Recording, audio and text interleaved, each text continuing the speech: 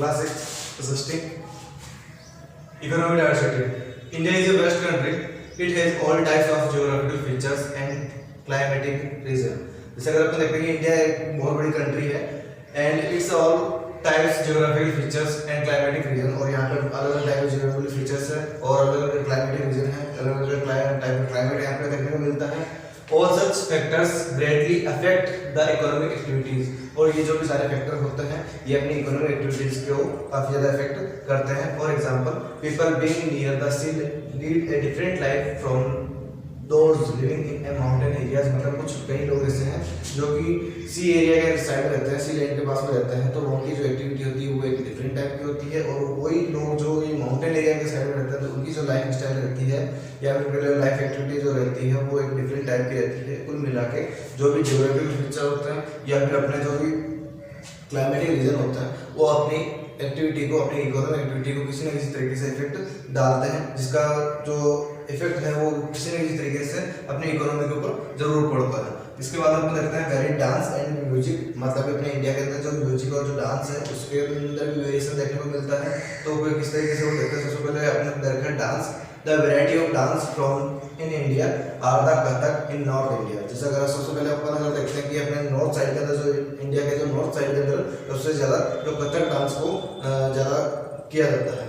उसके बाद अगर अपन देखें कि केरला के अंदर, तो केरला के अंदर है अपने कथकली, तो कथकली इन Kerala.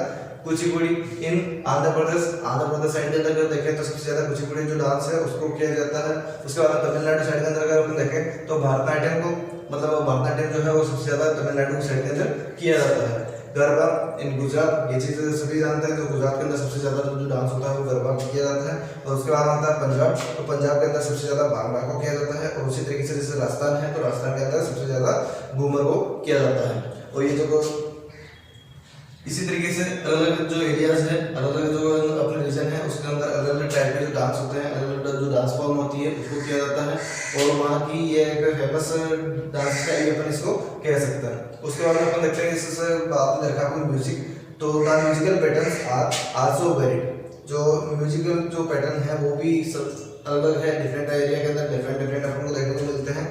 The Carnatic music finds its roots in the southern part of India। मतलब अगर Carnatic music का अगर देखें तो सबसे ज़्यादा वो अपने जो है साउथर्न पार्ट के अंदर, इंडिया का जो साउथ पार्ट है उसके अंदर सबसे ज़्यादा अपन को देखने को मिलता है। Where is the Hindustani classical music, जो सबसे ज़्यादा जो है हिंदुस्तानी क्लासिकल म्यूजिक वो अपन को मिलेगा आपको नॉर्थर्न प्लेन की साइड के अंदर। नॉर्थर्न प्लेन जो एरिया है उस साइड के अंदर आपको सबसे ज़्यादा हिंदुस्तानी क्लासिकल म्यूजिक मिलेगा। और इसी तरीके से अगर अपन देखें तो there are many local forms and variation in different parts of India.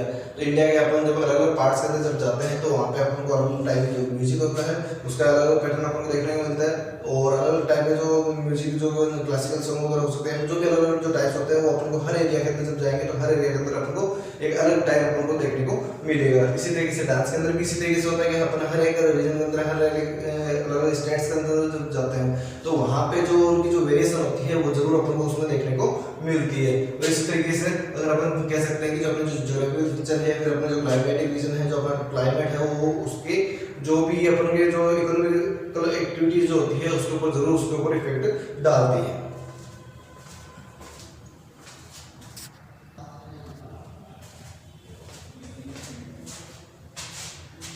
I have food. People from different parts of country have different tastes and different patterns of food. जैसे अगर अपन देखते हैं कि इंडिया के जो अलग अलग पार्ट्स होते हैं वहाँ पे अलग अलग टाइप के जो लोगों के टेस्ट होते हैं, लोगों को स्वाद अलग अलग पसंद आते हैं and different patterns of food, और अलग अलग पैटर्न्स आपको फूड का देखना पड़ता है। Food preparation these have come about depending upon availability of types of grains. और ये जो चीज़ होती है, मतलब ये जो अपन को डिफरेंट जो टेस्ट होता है या फिर डिफरेंट टाइप का जो फूड होता है वो देखने को क्यों मिलता है, क्योंकि वहाँ पे अलग अलग टाइप के जो ग्रेन्स होते हैं वो ज़्यादातर ग्रोन किए जाते हैं। जैसे अगर अपन देखेंगे जैसे अलग अलग स्टेट्स के अंदर अलग अलग टाइप का जो अनाज होता है, जो ग्रेन्स होती है वो उगाई जाती है। और जहाँ पे जो फसल ज़्यादा होती है उसी के हिसाब से आपका जो फूड पैटर्न होता है वो उसी पर डिपेंड करता है। These have come about depending upon availability of types of grains or other inputs required in preparation of food। मतलब जिस टाइप का जो फूड वहाँ पे बनाया जाता है उस टाइप के अगर वहाँ पे जो ग्रेन्स वगैरह जो अगर उगाई जाती है तो उसी टाइप का जो फूड होता है वो वहाँ पे बनता है। जैसे अगर अपन देखते हैं ऐसे स्टेट जहाँ पे गेहूँ की फसल अगर ज़्यादा होती है तो वहाँ पे जो फूड होगा वो ज़्यादा से ज़्यादा व्हीट पे डिपेंड करेगा।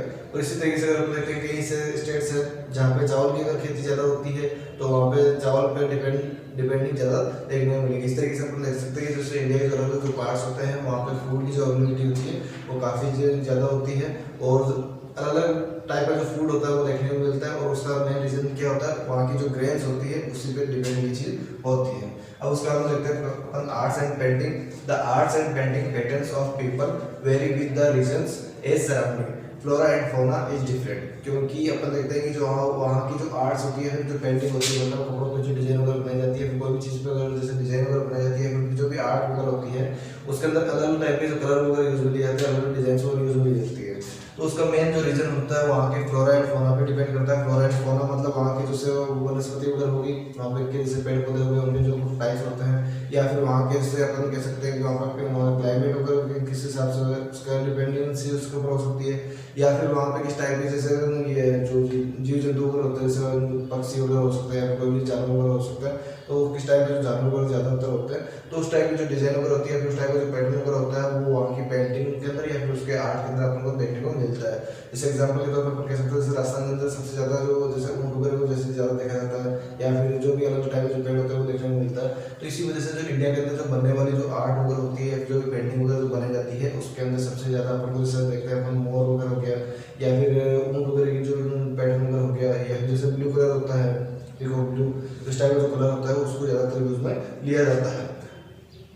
The choice of colours is also different, और इसी वजह से जो भी यहाँ पे आर्ट्स वगैरह जो बनाई जाती है, जो भी पेंटिंग वगैरह जो तैयार की जाती है, उसका जो कलर पैटर्न होता है वो भी अलग अलग एरिया के अंदर अलग अलग देखने को मिलता है। डिफरेंट पार्ट के अंदर डिफरेंट अपन को वहाँ के जो कलर वगैरह होते हैं वो देखने को मिलता है। जैसे in Rajasthan region this is tendency of using peacock blue and such colours, मतलब पीकॉक ब्लू टाइप के जो भी कलर होते हैं वो उस टाइप के कलर उसके अंदर ज़्यादातर यूज में लिए जाते हैं, क्योंकि यहाँ पे जैसे पीकॉक वगैरह की ज़्यादा टेंडेंसी होती है। और in south more of gold and blue is used, मतलब जो साउथ साइड के अंदर जो इंडिया का साउथ पार्ट जो है वहाँ पे अगर अपन देखते हैं तो वहाँ पे ज़्यादातर गोल्ड कलर को और जो ब्लू कलर होता है इन दो कलर को ज़्यादातर यूज में जाता है। वहाँ की जो आर्ट वगैरह होती है, जो भी उसकी जो वहाँ की पेंटिंग वगैरह होती है, तो उसके अंदर सबसे ज़्यादा गोल्ड कलर और ब्लू कलर को ज़्यादातर यूज में लिया जाता है। तो ये चीज़ें जो होती है वहाँ के फ्लोरा और फौना के ऊपर डिपेंड करती हैं। वहाँ की जो क्लाइमेटिक कंडीशन है, वहाँ के जो भी अपने कह सकते हैं जैसे वो वनस्पति वगैरह होती है, या फिर वहाँ के जो जीव जंतु होते हैं उन्हीं के ऊपर ये चीज़ डिपेंडेंसी दिखाती है, और उसके हिसाब से वहाँ की जो आर्ट वगैरह होती है, पेंटिंग वगैरह होती है, उसी के हिसाब से डिफरेंट देखने को मिलती है।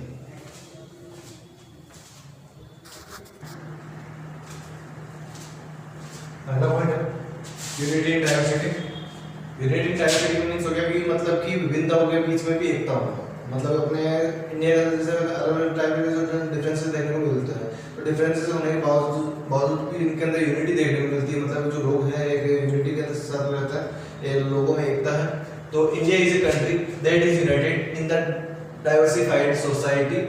The religions, language, dressing and everything differs, yet the people of our country are united।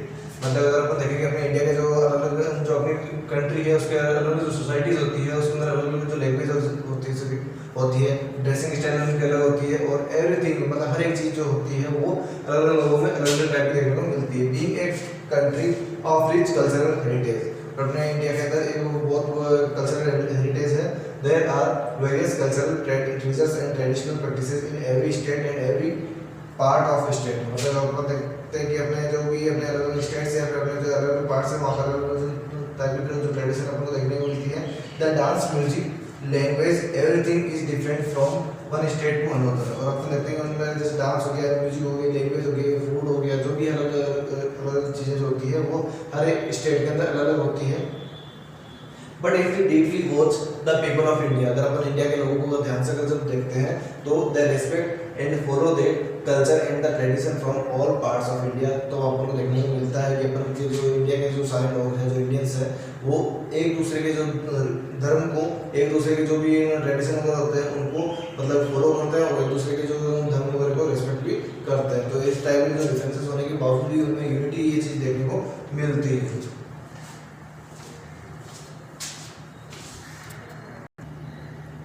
ये आज के कुछ नोट्स है जो अपन ने पढ़ा था। सबसे पहले ऊपर दे रखी है इकोनॉमिक डाइवर्सिटी दे रखी है, उसके बाद में वेरिएड डांस एंड म्यूजिक दे रखा है जिसके अंदर डांस और म्यूजिक का जैसे पोर्शन आ गया। उसके बाद में जैसे फूड के बारे में आपको दे रखा है जो आप यहाँ से पढ़ सकते हैं वापस। और उसके अलावा आपको दे रखा है यहाँ पे आर्ट्स एंड पेंटिंग के बारे में। उसके बाद में आपको दे रखा है यूनिटी इन डाइवर्सिटी के बारे में। ये चीज़ें आप यहाँ से पढ़ सकते हैं।